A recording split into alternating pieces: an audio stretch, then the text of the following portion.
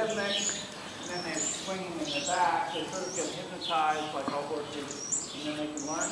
And so even as you go up the levels, every new thing you introduce could cause tension, you know, and loss of rhythm and relaxation. So you have to, it has to be so well established. It's kind of like this little peaceful zone where they're comfortable and where they keep their back loose. You know, the warm bloods tend to have looser back, and it's not, they don't lock up quite as quickly as the thoroughbred usually.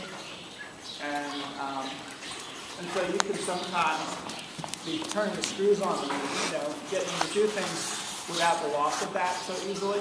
But with the thoroughbreds, you lose it so quick that a lot of them will, like my stallion, for instance, was like really good in the beginning at dressage, you know, novice training levels. But when he started to move up and he got to advanced and he had to do changes and he had to do harder movements and he had to carry himself differently, he would get tighter and tighter, you know. And I would start kicking and pulling and and you just have to, it has to be, that first part has to be so well confirmed that just, and a lot of times it's just like pushing your hand forward a little bit just to let them stretch into the bit again, you know, just to let them open up again.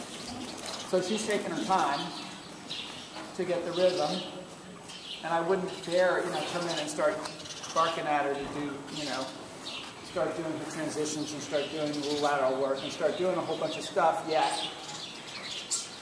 And this guy in particular is the type who, when he gets tight, sort of comes up with his head, and so she's stretching him down. You know? Yeah.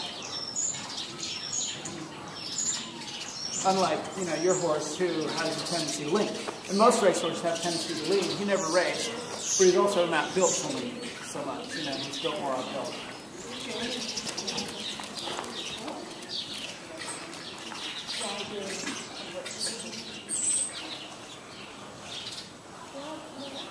But rhythm and relaxation doesn't necessarily mean letting go.